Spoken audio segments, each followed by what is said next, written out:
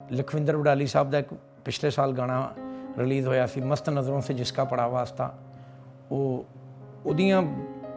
YouTube ते 521 videos लगियां वा एक ऑफिशियल वीडियो है तो 520 लोगों ने बना के लाइया हुई।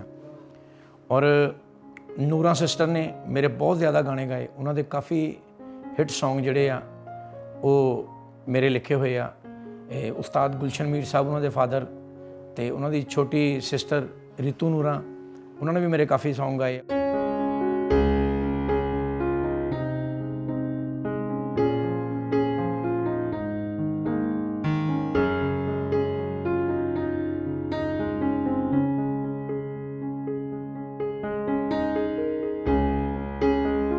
मैं तकरीबन 15-16 साल की उम्र च ना मैनू जिस तरह आम स्कूल के दौर च बंदा डायरी ते शेर लिखता लोगों के इदा करद्या मैनू अंदरों एक तहरीक उठी कि मैं भी कर सकता हूँ।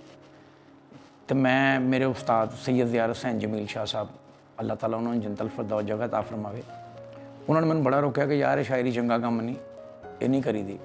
लेकिन मैनू जनून इन्ना सी, मैनू शौक इन्ना सी तो मैं बहुत मेहनत की और बहुत कोशिश की। अज मैं अगर किसी मुकाम पर हाँ, बंदा ये देखता इस टाइम के नाम मुकाम आ, लेकिन कोई मेहनत नहीं देखता कि किन्ने सालों की मेहनत आ। वो 30 साल की मेहनत आ, 30 साल रियाजत तो बाद हाले भी मैं नहीं समझता कि मैं अच्छा शायर हाँ, लेकिन यह है कि माड़ा मोटा कर लेना वा बस, क्योंकि ये ऐसा काम आ कि सारी जिंदगी आवे आवे ना आवे ना आवे तो लेकिन बंदे नूं करदे रहना चाहिए और सीखदे रहना चाहिए। इंडिया दे विच उस्ताद राहत फतेह अली खान साहब जिन्होंने कम अज़ कम मेरे कोई 40-50 आइटम गाए ने। उन्होंने एक बड़ा हिट सूफी सॉन्ग सी काबे वाली गली विच यार दा मकान है, कित्थे करा सजदा मैं दिल परेशान है, काबे वाली गली विच यार दा मकान है।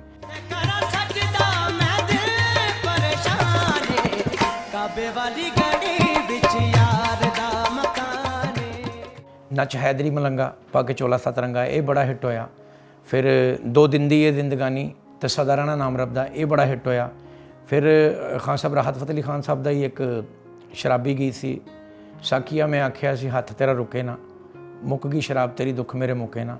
साकिया मैं आख्या सी हथ तेरा रुके ना। उस्ताद बदर मियां दाद खान का एक बहुत मशहूर शराबी गाना सी विछड़ जावे यार ते पीनी पैंदी है। उस तो इलावा नदीम अब्बास का दौरे हाज़र का सब तो ज़्यादा हिट गाना गड्डी तू मंगाला तेल मैं पवानी हाँ, यह बड़ा हिट गया। फिर उसकी वजह ना फिर इंडिया के काफ़ी शनाख्त हुई, इंडिया के काफ़ी लोगों ने मैनू गाया, खास करके वडाली ब्रदर लखविंदर वडाली साहब का एक पिछले साल गाना रिलीज़ होया सी मस्त नज़रों से जिसका पड़ा वास्ता वो यूट्यूब ते 521 वीडियोज़ लगियां वा एक ऑफिशियल वीडियो है तो 520 लोगों ने बना के लाइया हुई।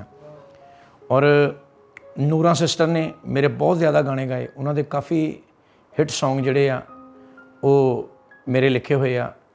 उस्ताद गुलशन मीर साहब उन्होंने फादर तो उन्होंने छोटी सिस्टर रितू नूरा उन्होंने भी मेरे काफ़ी सॉन्ग गाए आ। उस तो इलावा माशा अली साहब ने गाया वा। तो इंडिया मज़ीद काफ़ी लोगों ना मास्टर सलीम साहब ना कर रहे हैं। और हुण तो यह भी नहीं याद कि किहड़े बंदे ने मैनू गाया वा तो किहड़ा कलाम गाया।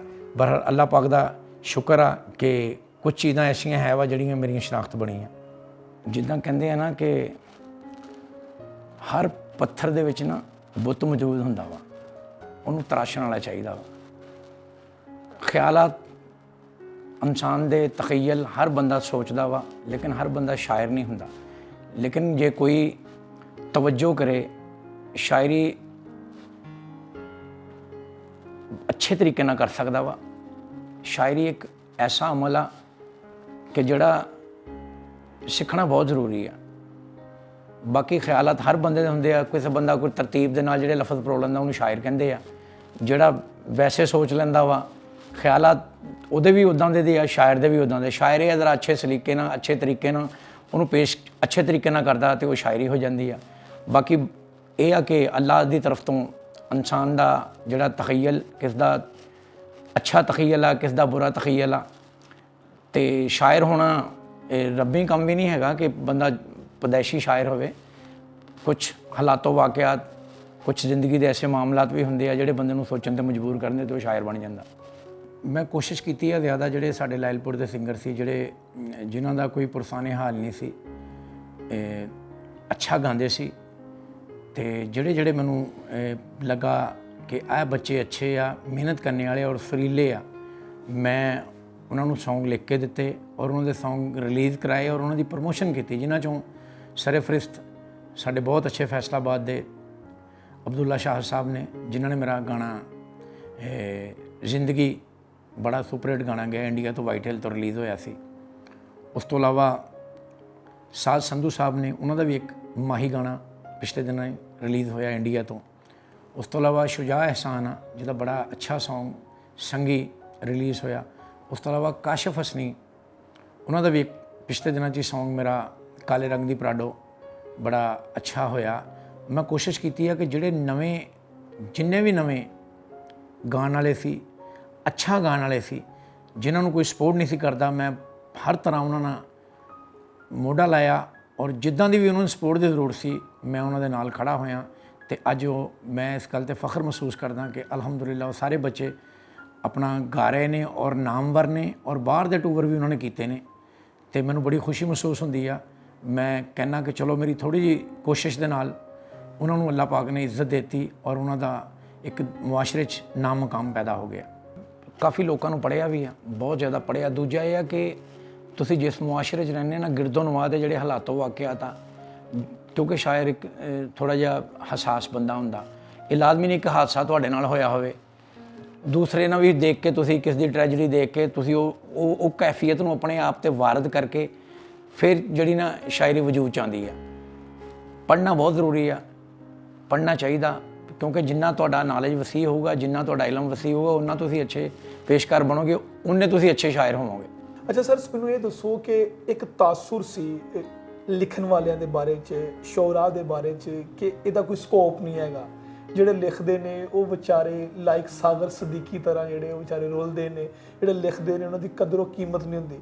ਲੇਕਿਨ ਮਾਸ਼ਾਅੱਲਾ ਮੈਂ 2 ਮਿਸਾਲਾਂ ਦੇਵਾਂਗਾ, ਖਲੀਲੁਰ ਰਹਿਮਾਨ ਕਮਰ ਸਾਹਿਬ ਦੀ ਤੁਹਾਡੀ, ਕਿ ਤੁਸੀਂ ਇਹਨੂੰ ਕਮਰਸ਼ਲਾਈਜ਼ ਕੀਤਾ। ਤੁਸੀਂ ਦੱਸਿਆ ਕਿ ਸਾਡੇ ਲਫ਼ਜ਼ਾਂ ਦੀ ਵੁਕਤ ਜਿਹੜੀ ਹੈਗੀ ਹੈ ਨਾ, ਉਹ ਇਹ ਨਹੀਂ ਹੈਗੀ ਕਿ ਇਹਨੂੰ ਪੜ੍ਹ ਲਿਆ ਤੇ ਵਾਵਾ ਕਰ ਦਿੱਤੀ, ਤੁਸੀਂ ਇਹਨੂੰ ਕੈਸ਼ ਵੀ ਕੀਤਾ। ਤੁਹਾਡੇ ਲਿਖੇ ਗਏ ਲਫ਼ਜ਼ ਵੱਡੇ ਵੱਡੇ ਗੁਲੂਕਾਰਾਂ ਨੇ ਗਾਏ ਵੀ। ਅਸੀਂ ਲਿਖਣ ਵਾਲੇ ਕੰਮ ਨੂੰ, ਸ਼ਾਇਰਾਂ ਦੇ ਕੰਮ ਨੂੰ ਮਜ਼ੀਦ ਕਿਸ ਤਰ੍ਹਾਂ ਨਿਖਾਰ ਸਕਦੇ ਹਾਂ ਤੁਹਾਡੇ ਪੁਆਇੰਟ ਆਫ ਵਿਊ ਦੇ ਨਾਲ? ਦਰਅਸਲ ਹਜੇ ਵੀ ਤਾਸਰ ਇਹੀ ਆ, ਕਿਉਂਕਿ ਹਰ ਬੰਦੇ ਦਾ ਕਲਾਮ ਨਾ ਤੇ ਗਾਇਆ ਜਾਂਦਾ ਤੇ ਨਾ ਲੋਕ ਗਾਣ ਵਾਸਤੇ ਲਿਖਦੇ ਆ। ਇਹ ਸ਼ਾਇਰੀ ਦਰਅਸਲ ਆਪਣੇ ਮਨ ਦੀ ਤਸਕੀਨ ਹੁੰਦੀ ਆ। ਹਰ ਬੰਦਾ ਇਹਨੂੰ ਪ੍ਰੋਫੈਸ਼ਨਲ ਤੌਰ 'ਤੇ ਨਹੀਂ ਕਰਦਾ। ਲੋਕ ਲਿਖਦੇ ਆ, ਕਿਤਾਬਾਂ ਲਿਖਦੇ ਆ, ਕਿਤਾਬਾਂ ਕੋਈ ਪੜ੍ਹਦਾ ਨਹੀਂ। ਤੁਹਾਨੂੰ ਪਤਾ ਅੱਜ ਕੱਲ੍ਹ ਜਿਹੜਾ ਦੌਰ ਹੈਗਾ ਵਾ, ਉਹਦੇ 'ਚ ਕਿਤਾਬ ਦਾ ਕੋਈ ਕਨਸੈਪਟ ਹੀ ਖਤਮ ਹੋ ਗਿਆ। ਆਪਣੀ ਜਿਹੜੀ ਤੁਹਾਡੀ ਆਵਾਜ਼ ਆ, ਉਹ ਤੁਸੀਂ ਹੁਣ ਇਸ ਤਰ੍ਹਾਂ ਹੀ ਆ ਕਿ ਅੱਛੀ ਸ਼ਾਇਰੀ ਕਰਕੇ ਸਿੰਗਰਾਂ ਕੋਲੋਂ ਗਵਾਓ, ਠੀਕ ਆ, ਉਹਦਾ ਬਕਾਇਦਾ ਮੁਆਵਜ਼ਾ ਵੀ ਲਵੋ। ਅਗਰ ਤੁਹਾਡੀ ਸ਼ਾਇਰੀ ਅੱਛੀ ਆ ਤਾਂ ਤੁਸੀਂ ਉਹਦਾ ਮੁਆਵਜ਼ਾ ਲਵੋ। ਦਰਅਸਲ ਸ਼ਾਇਰਾਂ ਦੇ ਵਿੱਚ ਇਹ ਹੁੰਦਾ ਵਾ ਕਿ ਸਾਡਾ ਕੋਈ ਕਲਾਮ ਗਾ ਦੇਵੇ। ਜਦੋਂ ਸ਼ਾਇਰ ਕਿਸੇ 'ਤੇ ਮੁਸੱਲਤ ਕਰਨਗੇ ਚੀਜ਼, ਆਪ ਇੱਕ ਦੀ ਲੋੜ ਆ 10 ਚੀਜ਼ਾਂ ਦੇਣਗੇ ਤੇ ਫਿਰ ਤੁਹਾਨੂੰ ਉਹਦੇ ਪੈਸੇ ਨਹੀਂ ਮਿਲਣਗੇ। ਅਗਰ ਤੁਹਾਨੂੰ ਕੋਈ ਆਰਟਿਸਟ ਕਹਿੰਦਾ ਵਾ ਕਿ ਲਿਖ ਕੇ ਦੇਵੋ ਗਾਣਾ, ਮੈਂ ਆਮ ਬੰਦਿਆਂ ਨਾਲ ਕੰਮ ਹੀ ਨਹੀਂ ਕੀਤਾ, ਮੈਂ ਚੰਦ ਲੋਕਾਂ ਨਾਲ ਕੰਮ ਕੀਤਾ, ਜਿਨ੍ਹਾਂ 'ਚ ਉਸਤਾਦ ਰਾਹਤ ਫਤਿਹ ਅਲੀ ਖਾਨ ਸਾਹਿਬ ਨਾਲ ਬਹੁਤ ਕੰਮ ਕੀਤਾ, ਰਜ਼ਵਾਨ ਮੁਅੱਜ਼ਮ ਆਪਣਾ, ਉਸ ਤੋਂ ਇਲਾਵਾ ਨਦੀਮ ਬਾਸ ਲੂਣੇਵਾਲਾ, ਅਲੀ ਅਬਾਸ, ਅਲੀ ਸ਼ੇਰ, ਜਾਂ ਇੰਡੀਆ 'ਚ ਕਾਫੀ ਲਖਵਿੰਦਰ ਵਡਾਲੀ ਸਾਹਿਬ ਹੈ ਨੇ, ਵਡਾਲੀ ਬ੍ਰਦਰ ਵਾਲੇ, ਬੜੇ ਅੱਛੇ ਉਹਨਾਂ ਦੇ ਗਾਣੇ ਮੇਰੇ ਹਿੱਟ ਹੋਏ ਆ। ਨੂਰਾਂ ਸਿਸਟਰ ਨੇ, ਹੋਰ ਕਾਫੀ ਇੰਡੀਅਨ ਸਿੰਗਰ ਆ।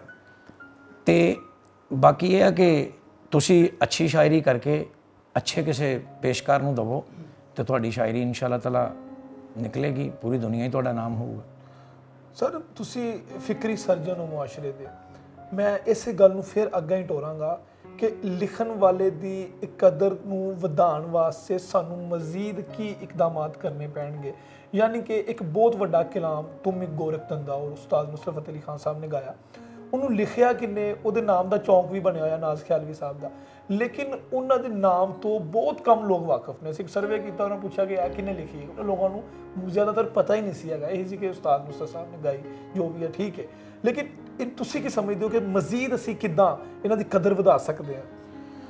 ਪਾਕਿਸਤਾਨ 'ਚ ਦਰਅਸਲ ਜਿਹੜਾ ਨਾ ਕੋਈ ਵੀ ਆਰਟਿਸਟ ਆ ਨਾ, ਪਾਕਿਸਤਾਨ ਦੇ ਵਿੱਚ ਆਰਟਿਸਟ ਦੀ ਉਹ ਕਦਰ ਨਹੀਂ ਕੀਤੀ ਜਾਂਦੀ ਜਿੰਨੀ ਸਾਡੇ ਦੂਸਰੇ ਮੁਲਕਾਂ ਦੇ ਵਿੱਚ, ਸਾਡੇ ਹਮਸਾਇਆ ਮੁਲਕ ਦੇ ਵਿੱਚ ਕੀਤੀ ਜਾਂਦੀ ਹੈ। ਦੂਸਰਾ ਇਹ ਆ ਕਿ ਇੱਥੇ ਹੱਕ ਤਲਫੀ ਬਹੁਤ ਹੁੰਦੀ ਹੈ। ਇੱਥੇ ਕਲਾਮ ਕਿਸੇ ਨੇ ਲਿਖਿਆ ਹੁੰਦਾ ਵਾ ਜੀ, ਤੇ ਉਹਦਾ ਨਾਮ ਹੀ ਨਹੀਂ ਹੁੰਦਾ, ਜਿਹੜਾ ਬੰਦਾ ਗਾ ਰਿਹਾ ਉਹਦਾ ਨਾਮ ਆ। ਮੈਂ ਸਮਝਦਾ ਕਿ ਜਿਹੜੀ ਵੀ ਚੀਜ਼ ਜਦੋਂ ਕਿਸ ਦੀ ਗਾਈ ਜਾਵੇ ਜਾਂ ਕਿਤੇ ਛਾਪੀ ਜਾਵੇ, ਉਹਦਾ ਥੱਲੇ ਨਾਮ ਹੋਣਾ ਚਾਹੀਦਾ, ਉਹਦਾ ਮੁਕੰਮਲ ਜਿਹੜਾ ਪਤਾ ਹੋਣਾ ਚਾਹੀਦਾ ਕਿ ਆਹ ਬੰਦੇ ਨੇ ਲਿਖੀ ਆ ਤੇ ਆਹ ਬੰਦਾ ਇਹਦਾ ਜਿਹੜਾ ਇਹਨੂੰ ਗਾ ਰਿਹਾ ਵਾ। ਮਸਲਨ ਫਨਕਾਰ ਨੂੰ ਉਹਦਾ ਹੱਕ ਦੇਣਾ ਚਾਹੀਦਾ, ਜਿਹੜਾ ਉਹਦਾ ਕ੍ਰੈਡਿਟ ਆ ਉਹ ਦੇਣਾ ਚਾਹੀਦਾ। ਜਦੋਂ ਉਹਦਾ ਕ੍ਰੈਡਿਟ ਮਿਲੇਗਾ ਤੇ ਆਟੋਮੈਟਿਕ ਲੋਕਾਂ ਨੂੰ ਪਤਾ ਲੱਗ ਜਾਏਗਾ ਕਿ ਕਿਹਨੇ ਲਿਖਿਆ ਵਾ ਜਾਂ ਕਿਹਨੇ ਗਾਇਆ ਵਾ। ਇੱਥੇ ਜਿਹੜਾ ਫਰੰਟ ਮੈਨ ਆ, ਜਿਹੜਾ ਬੰਦਾ ਗਾ ਰਿਹਾ ਵਾ, ਉਹਦਾ ਤੇ ਪਤਾ ਸਭ ਨੂੰ, ਕਿਉਂਕਿ ਉਹ ਨਜ਼ਰ ਆ ਰਿਹਾ। ਜਦੋਂ ਤੁਸੀਂ ਕਿਤੇ ਦੇਖ ਲਓ, ਕੋਈ YouTube ਚੈਨਲ ਤੇ ਦੇਖ ਲਓ, ਕੋਈ ਗਾਣਾ ਦੇਖ ਲਓ, ਕਿਸੇ ਗਾਣੇ ਦੇ ਥੱਲੇ ਤੁਸੀਂ ਅਸੀਂ ਜੋ ਜਾਣਦੇ ਹਾਂ ਥੱਲੇ ਸ਼ਾਇਰ ਦਾ ਨਾਮ ਹੀ ਨਹੀਂ ਹੁੰਦਾ। ਅਫਸੋਸ। ਜਦੋਂ ਸ਼ਾਇਰ ਦਾ ਤੁਸੀਂ ਨਾਮ ਲਿਖੋਗੇ ਤੇ ਮੇਰਾ ਖਿਆਲ ਆ ਕਿ ਆਟੋਮੈਟਿਕ ਹਰ ਬੰਦੇ ਨੂੰ ਪਤਾ ਲੱਗੇਗਾ। ਤੇ ਮੈਂ ਸਾਰੇ ਆਪਣੇ ਗਾਣ ਵਾਲੇ ਭਰਾਵਾਂ ਨੂੰ ਜਾਂ ਛਾਪਣ ਵਾਲੇ ਭਰਾਵਾਂ ਨੂੰ ਇਹ ਕਹਾਂਗਾ ਕਿ ਜਦੋਂ ਵੀ ਤੁਸੀਂ ਕਿਸ ਦਾ ਕਲਾਮ ਛਾਪੋ ਜਾਂ ਕਿਸ ਦਾ ਕਲਾਮ ਗਾਓ, ਉਹਨੂੰ ਕ੍ਰੈਡਿਟ ਜ਼ਰੂਰ ਦਿਓ, ਉਹਦਾ ਨਾਮ ਜ਼ਰੂਰ ਲਿਖੋ। ਸਰ, ਤੁਸੀਂ ਨਹੀਂ ਸਮਝਦੇ ਕਿ ਇਹਦੇ ਪਿੱਛੇ ਮਾਜ਼ਰਤ ਦੇ ਨਾਲ ਕੁਝ ਸਾਡੇ ਲਿਖਣ ਵਾਲਿਆਂ ਦੀ ਵੀ ਕੁਤਾਹੀਆਂ ਹੈਗੀਆਂ ਨੇ ਕਿ ਉਹਨਾਂ ਨੇ ਆਪਣੇ ਆਪ ਨੂੰ ਇੰਨਾ ਕੁ ਡਾਊਨ ਟੂ ਅਰਥ ਕਰ ਲਿਆ ਹੈ, ਇੰਨਾ ਕੁ ਆਜਜ਼ ਕਰ ਲਿਆ ਕਿ ਉਹ ਕਹਿੰਦੇ ਕਿ ਨਹੀਂ, ਸਾਡਾ ਤੇ ਕੰਮ ਇੱਕ ਸਹੀਫੇ ਵਾਲਾ ਹੈ, ਸਾਡੇ ਤੇ ਉਤਰਦਾ ਤੇ ਅਸੀਂ ਲੋਕਾਂ ਦੀ ਨਜ਼ਰ ਕਰ ਦਈਦਾ ਹੈਗਾ। ਬਹੁਤ ਸਾਰੇ ਸ਼ੋਰਾ ਆਪਣਾ ਕਲਾਮ ਲਿਖਦੇ ਹੈਗੇ ਨੇ, ਉਹ ਕਹਿੰਦੇ ਪਜ਼ੀਰਾ ਇਨਾਮ ਹੀ ਮਿਲੇ, ਮੁਸ਼ਾਇਰੇ 'ਚ ਪੜ੍ਹਿਆ ਜਾਵੇ ਤੇ ਵਾਹ ਵਾਹ ਹੋ ਜੇ ਤੇ ਬਸ ਹੱਕ ਅਦਾ ਹੋ ਗਿਆ। ਤੁਸੀਂ ਨਹੀਂ ਸਮਝਦੇ ਕਿ ਇਸ ਵਜ੍ਹਾ ਤੋਂ ਵੀ ਥੋੜਾ ਜਿਹਾ ਅਸੀਂ ਲਿਖਣ ਵਾਲਿਆਂ ਦੀ ਕਦਰ ਜਿਹੜੀ ਹੈਗੀ ਕੰਮ ਹੋ ਰਹੀ ਹੈ? ਦਰਅਸਲ ਜਿਹੜਾ ਲਿਖਾਰੀ ਹੁੰਦਾ ਉਹ ਦਾਤ ਦਾ ਭੁੱਖਾ ਹੁੰਦਾ ਵਾ। ਠੀਕ ਹੈ। ਉਹਦੇ ਮਨ ਨੂੰ ਇਹ ਬੜੀ ਤਸਕੀਨ ਹੁੰਦੀ ਕਿ ਮੇਰਾ ਗਾਇਆ ਵਾ, ਮੈਨੂੰ ਤੇ ਪਤਾ ਨਾ, ਚਲੋ ਕਿਸੇ ਨੂੰ ਨਹੀਂ ਪਤਾ ਤੇ ਨਾ ਸਹੀ। ਇਹ ਹਸਾਸ ਲੋਕ ਹੁੰਦੇ ਆ, ਇਹ ਕਿਸੇ ਨਾਲ ਜ਼ੁਲਮ ਨਹੀਂ ਕਰ ਸਕਦੇ, ਜ਼ਿਆਦਤੀ ਨਹੀਂ ਕਰ ਸਕਦੇ, ਇਹ ਸਬਰ ਔਰ ਇਕਤਫਾ ਕਰਨ ਵਾਲੇ ਹੁੰਦੇ ਆ। ਇਸ ਕਰਕੇ ਇਹ ਮਸਲਤ ਤੇ ਨਹੀਂ ਕਰਦੇ, ਲੇਕਿਨ ਇਹ ਆ ਕਿ ਸਬਰ ਕਰ ਲੈਂਦੇ ਆ, ਜਬਰ ਕਰ ਲੈਂਦੇ ਆ ਕਿ ਚਲੋ ਕਿਸੇ ਨੇ ਗਾਤਾ ਕੋਈ ਗੱਲ ਨਹੀਂ, ਸਾਨੂੰ ਤਾਂ ਪਤਾ ਹੀ ਨਾ ਸਾਡਾ। ਤੇ ਬਾਕੀ ਇਹ ਆ ਕਿ ਪਾਕਿਸਤਾਨ 'ਚ ਹੁਣ ਤੁਹਾਨੂੰ ਪਤਾ ਮੌਸੀਕੀ ਵੀ ਉਸ ਲੈਵਲ ਦੀ ਨਹੀਂ ਰਹੀ, ਕੈਸਟ ਦਾ ਦੌਰ ਖਤਮ ਹੋ ਗਿਆ, ਨੈੱਟ ਦਾ ਦੌਰ ਆ, ਤੇ ਇਸ ਕਰਕੇ ਗਾਣੇ ਘੱਟ ਬਣਦੇ ਆ ਤੇ ਘੱਟ ਸੁਣੇ ਜਾਂਦੇ ਆ। ਇੰਡੀਆ ਦੇ ਵਿੱਚ ਤੁਸੀਂ ਦੇਖ ਲਓ, ਇੱਕ ਪੂਰਾ ਇੱਕ ਇੰਡਸਟਰੀ ਆ ਇਹ, ਔਰ ਉੱਥੇ ਵੈਸੇ ਵੀ ਗਾਣ ਵਾਲੇ ਵੀ ਬਹੁਤ ਜ਼ਿਆਦਾ ਵਾ ਔਰ ਸੁਣਨ ਵਾਲੇ ਵੀ ਬਹੁਤ ਜ਼ਿਆਦਾ ਵਾ। ਇਸ ਕਰਕੇ ਉੱਥੇ ਕਦਰੋ ਕੀਮਤ ਜ਼ਿਆਦਾ ਵਾ। ਪਾਕਿਸਤਾਨ 'ਚ ਉਹ ਉਸ ਲਿਹਾਜ਼ ਨਾਲ ਕੰਪਨੀਆਂ ਵੀ ਨਹੀਂ ਹੈਗੀਆਂ, ਨਾ ਕੋਈ ਇੰਨੇ ਉਸ ਹਿਸਾਬ ਨਾਲ ਗਾਣੇ ਬਣਦੇ ਆ, ਨਾ ਲੋਕ ਇਸ ਹਿਸਾਬ ਨਾਲ ਸੁਣਦੇ ਆ, ਜਿਹਦੀ ਵਜ੍ਹਾ ਨਾਲ ਸਾਡੇ ਲਿਖਾਰੀ ਜਿਹੜੇ ਆ ਨਾ, ਉਹਨਾਂ ਦਾ ਪਤਾ ਨਹੀਂ ਲੱਗਦਾ ਕਿ ਕਿਹਨੇ ਲਿਖਿਆ ਵਾ। ਸਰ, ਟੈਲੈਂਟ ਮੌਜੂਦ ਹੈ, ਉਹਨੂੰ ਨਿਖਾਰਨ ਦੀ ਜ਼ਰੂਰਤ ਹੈ। ਇਹ ਤੁਹਾਡੇ ਲਿਖੇ ਗਏ ਕਲਾਮ ਨੂੰ ਨੌਜਵਾਨਾਂ ਨੇ, ਜਿਹੜੇ ਨੌਜਵਾਨ ਸਿੰਗਰ ਸੀ, ਉਹਨਾਂ ਨੇ ਬੜਾ ਖੁਸ਼ ਅਸਲੂਬੀ ਨਾਲ ਉਹਦਾ ਹੱਕ ਵੀ ਅਦਾ ਕੀਤਾ, ਮਜ਼ਾ ਵੀ ਆਇਆ ਉਹਨਾਂ ਨੂੰ। ਤੁਸੀਂ ਸਮਝਦੇ ਹੋ ਕਿ ਕੋਈ ਇਸ ਤਰ੍ਹਾਂ ਦਾ ਪਲੇਟਫਾਰਮ, ਕੋਈ ਇਸ ਤਰ੍ਹਾਂ ਦੀ ਵਰਕਸ਼ਾਪ ਜਾਂ ਕੋਈ ਇਸ ਤਰ੍ਹਾਂ ਦਾ ਇੰਸਟੀਚਿਊਟ ਕ੍ਰੀਏਟ ਹੋਣਾ ਚਾਹੀਦਾ ਹੈ ਜਿੱਥੇ ਗਾਣ ਵਾਲੇ, ਲਿਖਣ ਵਾਲੇ ਆਪਣੇ ਫਨ ਦਾ ਮੁਜ਼ਾਹਰਾ ਕਰ ਸਕਣ? ਹਾਂਜੀ, ਜ਼ਰੂਰ। ਹਕੂਮਤੀ ਸਤ੍ਹਾ ਤੇ ਕੋਈ ਐਸਾ ਹੋਣਾ ਚਾਹੀਦਾ, ਆਰਟ ਕੌਂਸਲਾਂ ਦੇ ਜ਼ਰੀਏ ਜਿਹੜਾ ਨਾ ਕੋਈ ਐਸਾ ਬਣਾਉਣਾ ਚਾਹੀਦਾ ਉਹਨਾਂ ਨੂੰ, ਜਿਹਦੇ ਵਿੱਚ ਗਾਣ ਵਾਲੇ ਵੀ ਅੱਗੇ ਆਉਣ, ਨਵੇਂ ਲਿਖਣ ਵਾਲੇ ਵੀ ਅੱਗੇ ਆਉਣ। ਲੇਕਿਨ ਅਫਸੋਸ ਉਹ ਕਾਗਜ਼ਾਂ 'ਤੇ ਬਣ ਜਾਂਦਾ ਵਾ, ਪ੍ਰੈਕਟੀਕਲ ਕੁਛ ਨਹੀਂ ਹੁੰਦਾ। ਹੁਣ ਤੱਕ ਤੁਸੀਂ ਸਮਝਦੇ ਹੋ ਕਿ ਜਿੰਨਾ ਵੀ ਕੰਮ ਤੁਸੀਂ ਕੀਤਾ ਹੈ, ਮਾਸ਼ਾਅੱਲਾ, ਭਾਰਤ ਤੱਕ, ਇੰਡੀਆ ਤੱਕ ਤੁਹਾਡੀ ਮਾਸ਼ਾਅੱਲਾ ਇੱਕ ਲੰਬੀ ਫੈਨ ਫੋਲੋਇੰਗ ਹੈਗੀ ਹੈ, ਤੇ ਤੁਸੀਂ ਮਜ਼ੀਦ ਕੀ ਸੋਚਿਆ ਹੈ ਕਿ ਮੈਂ ਇਹ ਲੈਵਲ ਹੈ, ਇਹਨੂੰ ਜਾ ਕੇ ਮੈਂ ਟੱਚ ਕਰਨਾ ਹੈ, ਜਾਂ ਮੈਂ ਇੱਥੇ ਸਮਝਾਂਗਾ ਕਿ ਹਾਂ ਮੇਰੀ ਜ਼ਿੰਦਗੀ ਦਾ ਜਿਹੜਾ ਮਕਸਦ ਆ ਉਹਦਾ ਹੱਕ ਅਦਾ ਹੋ ਗਿਆ? ਦੇਖੋ ਜੀ, ਕੋਈ ਵੀ ਫਨਕਾਰ ਆ ਨਾ, ਉਹ ਕੋਈ ਚੀਜ਼ ਲਿਖਦਾ, ਉਹਨੂੰ ਨਹੀਂ ਪਤਾ ਹੁੰਦਾ ਕਿ ਕਿਹੜੀ ਹਿੱਟ ਹੋਣੀ ਹੈ, ਕਿਹੜੀ ਨਹੀਂ ਹਿੱਟ ਹੋਣੀ ਜੀ। ਮੈਂ ਵੈਸੇ ਵੀ ਕੋਈ ਟਾਰਗੇਟ ਨਹੀਂ ਹੈਗਾ, ਬਸ ਇੱਕ ਲਿਖਦੇ ਆ, ਲੋਕ ਪਸੰਦ ਕਰਦੇ ਆ, ਜਦੋਂ ਲੋਕ ਪਸੰਦ ਕਰਦੇ ਆ ਹੋਰ ਅੱਛਾ ਲਿਖਣ ਦੀ ਕੋਸ਼ਿਸ਼ ਕਰੀਦੀ ਆ। ਤੇ ਬਾਕੀ ਤਕਰੀਬਨ ਮੇਰੇ ਸਾਰੇ ਗਾਣੇ ਜਿੰਨੇ ਵੀ ਆ ਉਹ ਹਿੱਟ ਹੀ ਆ। ਤੇ ਮੈਂ ਸ਼ੁਕਰ ਅਲਹਮਦੁਲਿਲਾ, ਮੁਤਮਿਨ ਅੱਲਾਹ ਪਾਕ ਦਾ ਸ਼ੁਕਰ ਅਦਾ ਕਰਦਾ ਵਾਂ ਕਿ ਅੱਲਾਹ ਪਾਕ ਨੇ ਇੰਨੀ ਇੱਜ਼ਤ ਦਿੱਤੀ ਆ, ਇੰਨੀ ਸ਼ੋਹਰਤ ਦਿੱਤੀ ਆ, ਔਰ ਪਰਵਰਦੀਗਾਰ ਦਾ ਕਰਮ ਹੈ, ਇਹਦੇ ਵਿੱਚ ਮੇਰਾ ਕੋਈ ਕਮਾਲ ਨਹੀਂ ਹੈਗਾ। ਤੇ ਇਸ ਕਰਕੇ ਮੈਂ ਕੋਈ ਟਾਰਗੇਟ ਕਦੀ ਰੱਖਿਆ ਨਹੀਂ ਕਿ ਕਿੱਥੇ ਜਾਣਾ ਵਾ। बाकी ये अस्तारों से आगे जहाँ और भी हैं चलते हैं, इंशाअल्लाह ताला कदी ना कदी तो मंजिल मिल ही जाएगी। वाह, वैरी गुड सर। ख्यालात ਜਿਹੜੇ ਹੁੰਦੇ ਨੇ ਉਹ ਇਨਸਾਨ ਦੇ ਲਾਸ਼ਊਰ ਨਾਲ ਜਨਮ ਲੈਂਦੇ ਹੈਗੇ ਨੇ। ਤੁਸੀਂ ਤੁਹਾਡੇ ਗਾਣੇ ਦਾ ਹੀ ਬੋਲ ਹੈ ਕਿ ਜਿਹੜੇ ਲੋਕ ਜ਼ਿੰਦਗੀ ਬਣ ਜਾਂਦੇ ਉਹ ਜ਼ਿੰਦਗੀ ਵਿੱਚ ਕਿਉਂ ਨਹੀਂ ਮਿਲਦੇ। ਉਹ ਤੁਸੀਂ ਮੈਨੂੰ ਸਮਝਾ ਸਕਦੇ ਹੋ ਕਿ ਸ਼ਾਇਰ ਦੇ ਨਾਲ ਅਸੀਂ ਅਟੈਕ ਕਰ ਸਕਦੇ ਹਾਂ ਕਿ ਉਹਨੂੰ ਇੱਕ ਲਾ ਹਾਸਲ ਮੁਹੱਬਤ ਜਾਂ ਇੱਕ ਲਾ ਹਾਸਲ ਉਦਾਸੀ ਉਹਦੇ ਅੰਦਰ ਮੌਜੂਦ ਹੁੰਦੀ ਆ, ਪਿੰਨਪਦੀ ਰਹਿੰਦੀ ਹੈ ਤੇ ਉਹ ਲਿਖਦਾ ਹੈ?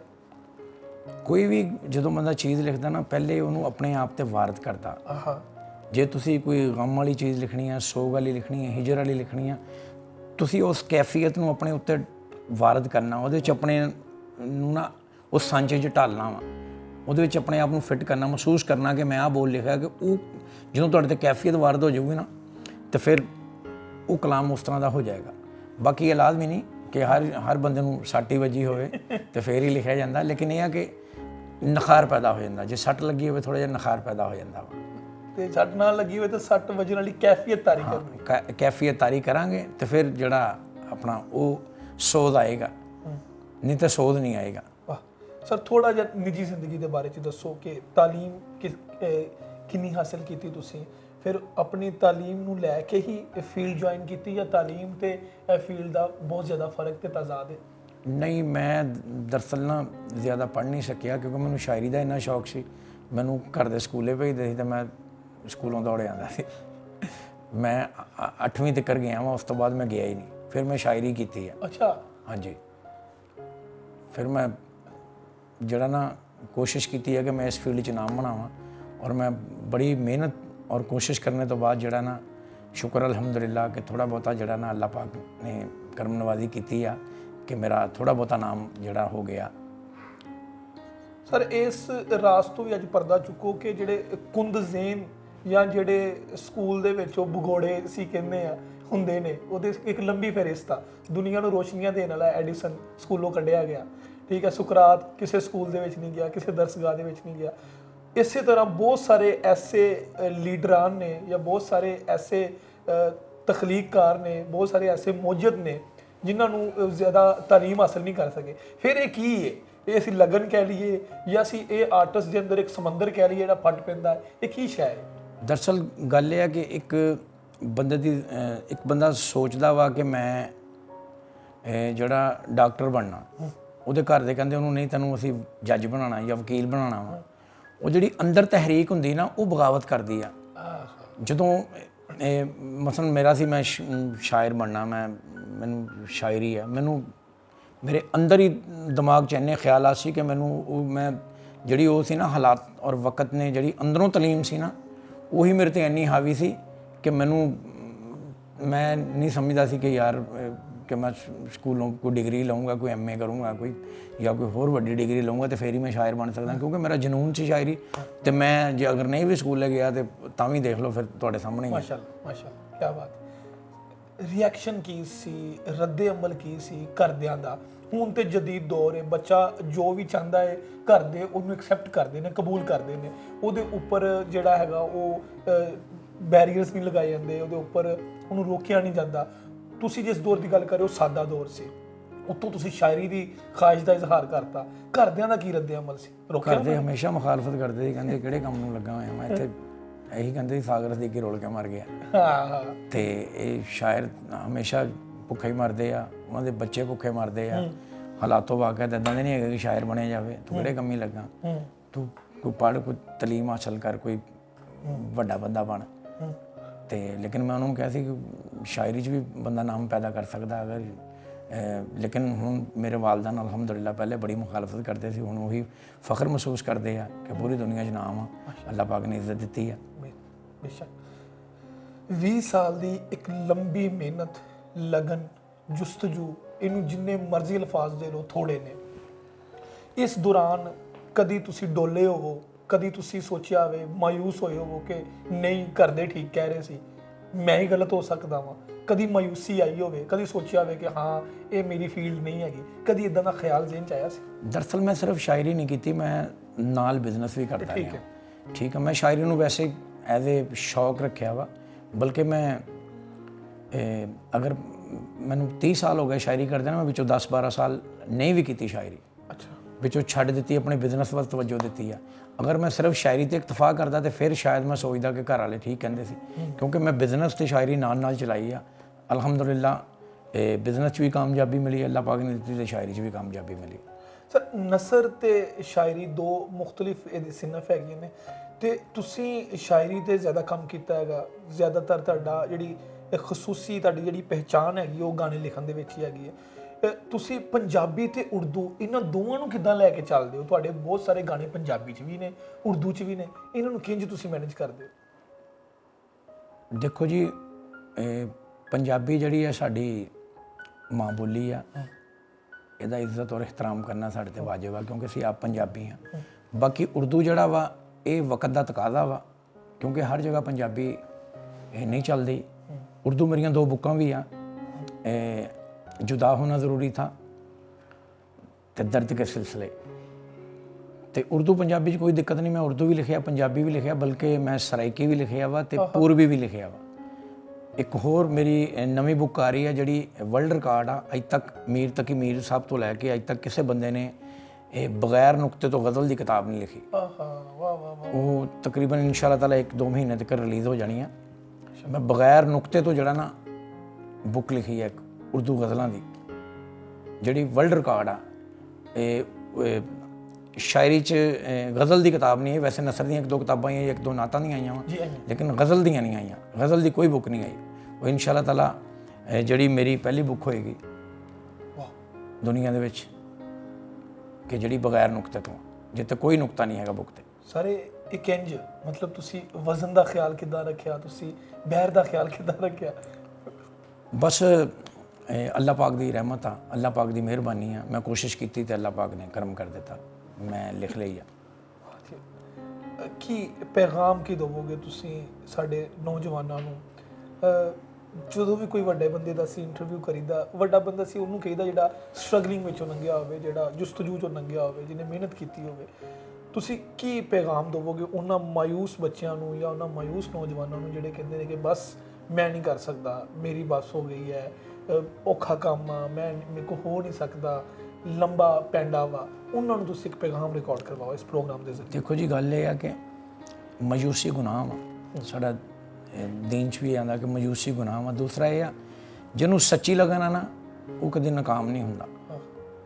ਜਦੋਂ ਬੰਦਾ ਸੱਚੀ ਲਗਨ ਲੈ ਕੇ ਚੱਲਦਾ ਨਾ, ਪਹਿਲਾ ਕਦਮ ਜਿਹੜਾ ਨਾ ਉਹੀ ਮੁਸ਼ਕਲ ਹੁੰਦਾ ਵਾ, ਅੱਗੇ ਆਸਾਨੀਆਂ ਆਸਾਨੀਆਂ। ਜਿੱਦਾਂ ਜਿੱਦਾਂ ਤੁਸੀਂ ਤੁਰੀ ਜਾਣਾ, ਉਦੋਂ ਦਾ ਮੰਜ਼ਿਲ ਕਰੀਬ ਆਉਂਦੀ ਜਾਣੀ ਹੈ। ਨਵੇਂ ਆਉਣ ਵਾਲਿਆਂ ਨੂੰ ਇਹ ਚਾਹੀਦਾ ਕਿ ਉਹ ਮਿਹਨਤ ਕਰਨ ਔਰ ਸਿੱਖ ਕੇ ਅੱਗੇ ਆਉਣ। ਤੁਸੀਂ ਹੁਣ ਮੈਂ ਬਹੁਤ ਸਾਰੇ ਗਾਣੇ ਦੇਖਦਾ ਜਿਨ੍ਹਾਂ ਦਾ ਸਿਰ ਪੈਰ ਹੀ ਕੋਈ ਨਹੀਂ, ਔਰ ਇੱਕ ਸ਼ੋਬੇ 'ਚ ਆਪਣੇ ਆਪ ਨੂੰ ਮਨਾਉਣ ਦੀ ਕੋਸ਼ਿਸ਼ ਕਰਨ, 4-4 ਸ਼ੋਬਿਆਂ 'ਚ ਲੱਤਾਂ ਨਾ ਫਸਾਣ।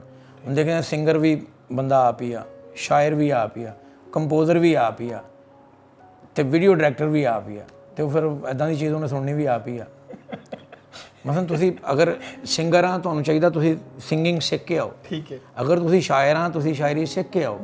ਅਗਰ ਤੁਸੀਂ ਮਿਊਜ਼ਿਕ ਡਾਇਰੈਕਟਰ ਆ, ਤੁਸੀਂ ਮਿਊਜ਼ਿਕ ਸਿੱਖ ਕੇ ਆਓ, ਕਿਉਂਕਿ ਜਦੋਂ ਤੁਸੀਂ ਸਿੱਖ ਕੇ ਕਰੋਗੇ ਨਾ, ਫਿਰ ਤੁਸੀਂ ਅੱਛਾ ਕਰ ਸਕੋਗੇ। ਜੇ ਤੁਸੀਂ ਕਹੋ ਨਹੀਂ ਜੀ ਮੈਂ ਪਦੈਸ਼ੀ ਹੈ ਵਾ, ਇਹ ਨਹੀਂ, ਕਿਉਂਕਿ ਹਰ ਕੰਮ ਦਾ ਇੱਕ ਅਸੂਲ ਹੁੰਦਾ ਵਾ। ਔਰ ਜਦੋਂ ਬੰਦਾ ਕਿਸੇ ਉਸਤਾਦ ਦੀ ਮਾਰ ਖਾ ਕੇ ਅੱਗੇ ਆਉਂਦਾ, ਜਦੋਂ ਚੰਡਿਆ ਜਾਂਦਾ ਵਾ, ਤੇ ਫਿਰ ਉਹ ਬਹੁਤ ਅੱਛਾ ਨਖਾਰ ਪੈਦਾ ਕਰਦਾ ਵਾ, ਅੱਛੇ ਤਰੀਕੇ ਨਾਲ ਜਿਹੜਾ ਨਾ ਉਹ ਉੱਭਰ ਕੇ ਆਏਗਾ ਸਾਹਮਣੇ। ਤੇ ਮਾਯੂਸ ਨਹੀਂ ਹੋਣਾ ਚਾਹੀਦਾ। ਬਾਜ਼ ਔਕਾਤ ਇਹ ਹੁੰਦਾ ਕਿ ਵਕਤੀ ਤੌਰ ਤੇ ਇਨਸਾਨ ਅੱਗੇ ਨਹੀਂ ਆਉਂਦਾ, ਲੇਕਿਨ ਜਿਹੜੀ ਮਿਹਨਤ ਕੀਤੀ ਹੈ ਉਹ ਆਏਗਾ ਨਹੀਂ ਜਾਂਦੀ। ਮਿਹਨਤ ਕਰਦੇ ਰਹੋ, ਜਦੋਜਹਿਦ ਕਰਦੇ ਰਹੋ, ਇਨਸ਼ਾਅੱਲਾ ਤਾਲਾ ਕਦੀ ਨਾ ਕਦੀ ਵਾਰੀ ਜ਼ਰੂਰ ਆਏਗੀ। ਸਰ ਬਹੁਤ ਸ਼ੁਕਰੀਆ, ਤੁਸੀਂ ਆਪਣਾ ਕੀਮਤੀ ਵਕਤ ਦਿੱਤਾ। ਸਲਾਮਤ ਰਹੋ ਤੇ ਮਜ਼ੀਦ ਕਾਮਯਾਬੀਆਂ ਜਿਹੜੀਆਂ ਹੈਗੀਆਂ ਉਹ ਤੁਹਾਡੀ ਝੋਲੀ ਜਾਣ। ਬਹੁਤ ਜ਼ਿਆਦਾ ਸ਼ੁਕਰੀਆ ਸਰ। ਤੇ ਨਾਜ਼ਰੀਨ, ਅਸੀਂ ਪ੍ਰੋਗਰਾਮ ਦਾ ਜਿਹੜਾ ਇਖਤਤਾਮ ਹੈਗਾ ਹੈ, ਪ੍ਰੋਗਰਾਮ ਦਾ ਜਿਹੜਾ ਐਂਡ ਹੈਗਾ ਹੈ, ਉਹ ਇਸੇ ਲਾਈਨ ਦੇ ਨਾਲ ਹੀ ਕਰਾਂਗੇ ਕਿ ਸੱਚੀ ਲਗਨ ਜਿਹੜੀ ਹੈ ਉਹ ਕਿਸੇ ਵੀ ਕਿਸਮ ਦੀ ਤੁਹਾਡੀ ਪਰੇਸ਼ਾਨੀ ਹੈ, ਤੁਹਾਡੀ ਮਾਯੂਸੀ ਹੈ, ਉਹਦੇ ਵਿੱਚ ਉਹ ਇੱਕ ਆਹਨੀ ਆਲੇ ਦਾ ਕਿਰਦਾਰ ਅਦਾ ਕਰਦੀ ਹੈਗੀ। ਕਿ ਸਰ ਦੀ ਗੱਲ ਦੇ ਨਾਲ ਅਸੀਂ ਇਸ ਪ੍ਰੋਗਰਾਮ ਨੂੰ ਵਾਈਂਡ ਅਪ ਕਰਾਂਗੇ ਕਿ ਜਦੋਂ ਤੁਸੀਂ ਮੁਖਲਸ ਹੋ ਕੇ, ਸੱਚੀ ਲਗਨ ਨਾਲ ਹੋ ਕੇ, ਤਸਲਸਲ ਦੇ ਨਾਲ ਕਿਸੇ ਵੀ ਚੀਜ਼ ਨੂੰ ਹਾਸਲ ਕਰਨ ਦੀ ਕੋਸ਼ਿਸ਼ ਕਰਨੀ ਹੈ, ਤੇ ਕਾਇਨਾਤ ਦੀਆਂ ਜਿੰਨੀਆਂ ਵੀ ਗੈਰ ਮਰਈ ਚੀਜ਼ਾਂ ਵਾ, ਜਿਹੜੀ ਸਾਨੂੰ ਨਹੀਂ ਵੀ ਨਜ਼ਰ ਆਉਂਦੀਆਂ, ਉਹ ਵੀ ਸਾਡੀ ਮਦਦ ਕਰਨ ਨੂੰ ਤਿਆਰ ਹੋ ਜਾਂਦੀਆਂ। ਅਸੀਂ ਇਸ ਤਰ੍ਹਾਂ ਦੀਆਂ ਸਕਸੈਸ ਸਟੋਰੀਆਂ, ਇਸ ਤਰ੍ਹਾਂ ਦੀਆਂ ਕਾਮਯਾਬ ਲੋਕਾਂ ਨੂੰ ਤੁਹਾਨੂੰ ਮਿਲਵਾਉਂਦੇ ਰਹਾਂਗੇ। ਮੈਨੂੰ ਇਜਾਜ਼ਤ ਦਿਵੋ। ਸਤਿ ਸ੍ਰੀ ਅਕਾਲ ਤੇ ਅਸਲਾਮ ਅਲੈਕੁਮ।